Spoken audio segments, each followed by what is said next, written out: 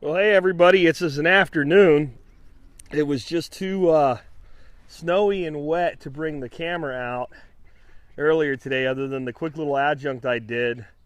You can see how muddy the babies were this morning. Well, everybody's kind of cleaned up pretty good.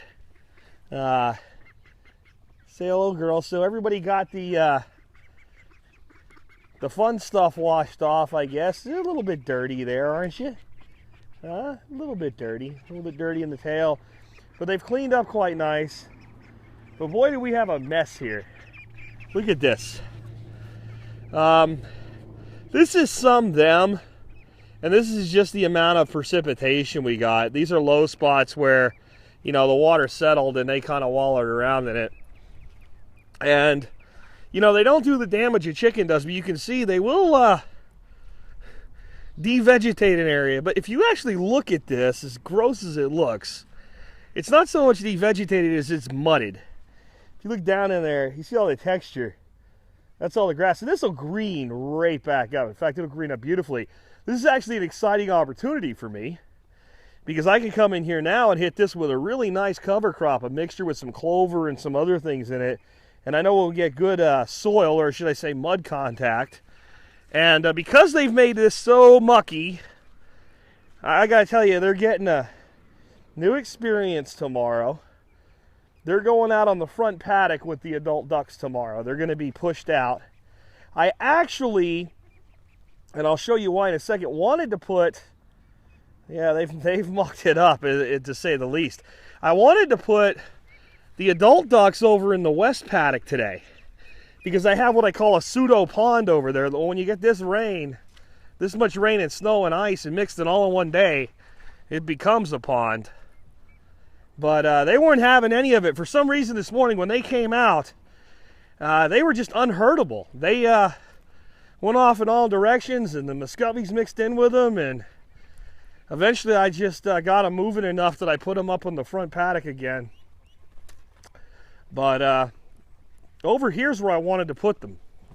As you see the geese marching off. As you can see, this little pond, when we get weather like this, actually becomes a pond.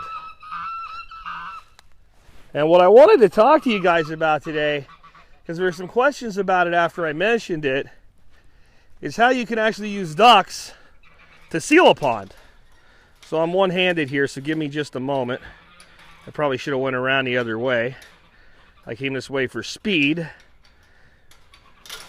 and probably lost all gains messing with the gate. But you can see that the prior landowner had a guy come down here with a bobcat and try to make this into a little stock tank. And it just doesn't hold. There's too much rock, and he wasn't able to actually get enough excavation done. You can see it was done really sloppily. But we brought a Mini X in to do some other work, about a 6,000 pound, 6,800 pound machine. And we brought it down here and played with this, just to see if we could dig in it. And it happened to pour and rain. Hey, chill out, man. Chill. So we happened to play with it a little bit, but we couldn't really do any work on it because it poured rain like it always does when I run a workshop. And keep it up, Nemo. You're going to get kicked. And but we were able to determine that we can dig the rock up pretty good.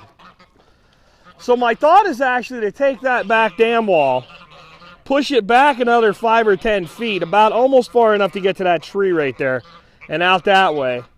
I don't really want to come in any further back here because this is our vehicle access. You can see where the truck is. We could make it quite a bit bigger. We could push back that way. We could get rid of all that privet over there. And then we could seal it with bentonite. Or what we can do, since I'm going to be running irrigation to this area here, which is going to be my cider orchard, and running a line through, we can go ahead and run a water line all the way down here somewhere. And we can actually pump water into here. And what we can do is we can pump, let's say, 10% the capacity, put the ducks in it. They'll poop it up. The poop will actually act like a glee and seal the pond. And as it starts to seal and hold water, we can just keep filling it up and filling it up and filling it up and filling it up. Once we get it full and it looks like it's holding, we take the ducks off it, take them into another paddock, give it a couple weeks to clear up, see if it's holding. If it's holding, great. If not, bring the ducks back in, and eventually they can create their own pond, much the way that pigs do, but instead of by compaction, simply by poop that self-compacts on the bottom. I don't think a lot of people realize you can do that with ducks. You can see this pasture over here was really taken down by overuse by the chickens. But in a couple days, it's turning green, and we're starting to get a lot of stuff coming up. And we're going to get a good seed mix crop down on this too. But this is really because my neighbor, and you can see over there where it's more recent stuff, has been dumping 17 cubic feet trailers of horse manure on this field about twice a week now for several months, and almost the whole field has gotten a dosing of it. You can see here, this is why we need to get some earthworks done. You can see the erosion by this much rainfall. You can see exactly where it's moving earth now because this stuff's loose enough to be moved. And you can see it's not a horrendous thing, but if it keeps up and continues, it'll be a problem unless we get a real heavy pasture on it, which is hard to do because I can't irrigate. My well doesn't have the capacity to irrigate this whole thing. So what we'll do is the contour on this land actually comes like this, like that. It'd be contour lines if I was drawing them for a map.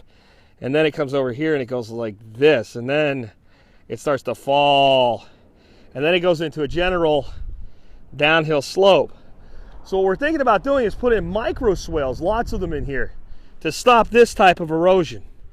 And then plant really hardy legume trees and really big trees, pecans, mulberries, full-size apples over here in a silvoposture model.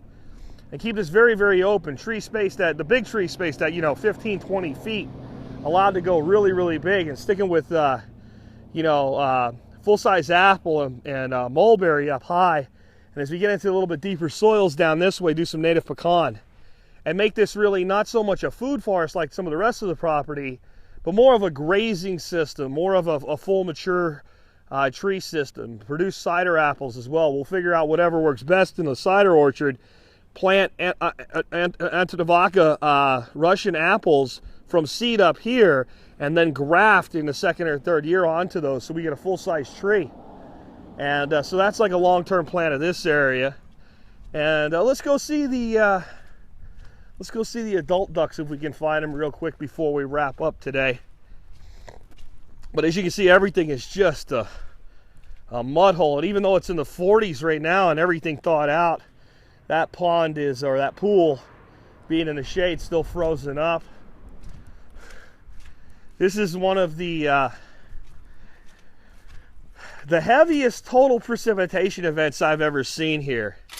It's more how slow it came and unending over day after day, and snow melting, slowly seeping in, than I guess the total. But I've never seen this much water on my property at one time. And I'd like to show you, it's even possible that the swale's still overflowing, though I doubt it at this point.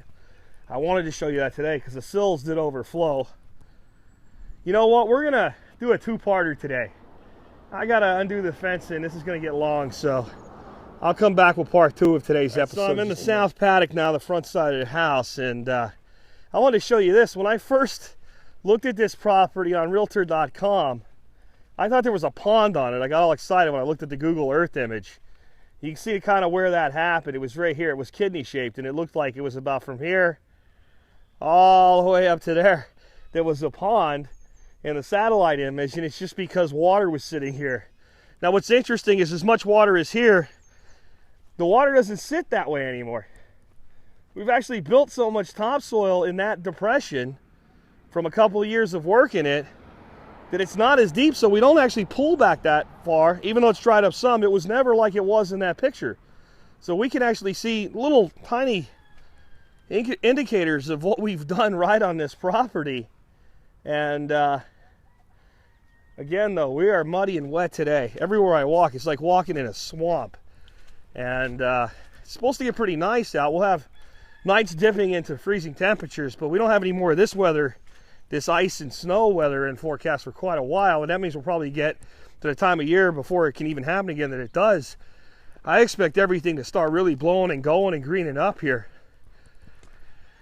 Where are the adults? I think I see a couple of them on the swale. They're happy right now. They feel like they have canals. You know, these swales will hold water. This time of year, they'll hold water for 4 or 5 days maybe. Not at the level they're at right now, but there'll be water in here. So to them, this is like a long, skinny pond. And there are some happy ducks here today. But I was asked by somebody, how did you get so much water in the swales? Well, I don't get the water in the swales. This is what swales do. They harvest water. This is a ditch on contour. If you notice, this water is dead still. There's no movement to it at all. It sits like a giant puddle. In this case, this one puddle in this one swale, about 14,000 gallons of puddle. All 3 swales full together, which is what we have right now. I mean, we have a heavy event when we have that bottom swale full because there's not that much catchment for it. It's basically when this swale exceeds capacity and overflows is the only time we're going to get that full. And with all this snow and ice, man, it's full. 26,000 gallons of water in the 3 of them put together. Here's all the grown-ups having a good time, enjoying themselves today in this water, pooping it up, creating a nutrient cycle, feeding my trees, feeding this pasture over here. Glorious thing. You can see right there, and that water is still moving. It's probably hard to see with this camera, but I can see it glisten as it trickles out of the sill. So this is what actually sets the height of this swale. When we put these banks in, we left this opening here because this is exactly where I wanted to discharge the water. I didn't want to discharge it down here at the end and put it in my neighbor's yard, you know, and flood them out, not have them out, have any way to handle it or deal with it. So I set the sill here to go down to the next swale and be caught. And we didn't just not put dirt here. We actually took this down about 6 to 7 centimeters, just a little under an inch, and packed it down. And what that does is that actually sets the level, so when this swale can't hold all the water that it has, and right now it can't, it just slowly sheets over there, and you can see there's almost no erosion. It doesn't look anything like that field over there. So people worry that, you know, if I have a swale and I have all this water, I'm going to create erosion. Well, you can see right now, over there, there's no swales. Everything's being washed down grade. Here, nothing's happening. This water's moving so slowly, so passively. And you might wonder, since it hasn't rained, you know, since this morning, and it's like 4 o'clock in the afternoon now, how is that water still seeping out of there? Where is it, you know, at this point, hasn't this water basically, you know, seeped all out that it can seep out yet? And the answer is no. And where the water's coming from is, so there's another swale right there, okay? And that swale overflows down at that end and drops into there, and that's one place. But even when that stops, we now have water moving underneath the ground, seeping through the soil. Just because the water's under the ground doesn't mean it stops moving. It just moves very, very slowly through. And we actually have water now probably weeping out from the edge and through the bottom of this swale, overflowing it down to the next, which is doing the same thing. So we're totally hydrating this 3/4 acre piece of land. We're at a point now where with established perennials, if it didn't rain for 60 days, it wouldn't matter. Now, a lot of this stuff's not fully established. More stuff's going in, so I have to deal with, you know, put some irrigation in, especially as we get into summer. But right now, I mean, you got water for literally for months being seeped into this system. And every time this happens, we recharge the shallow aquifers even more. This water is now being infiltrated into cracks in the limestone. We're hydrating rock at this point. That's how you create sustainability, isn't it, guys? So let's go say hi to everybody.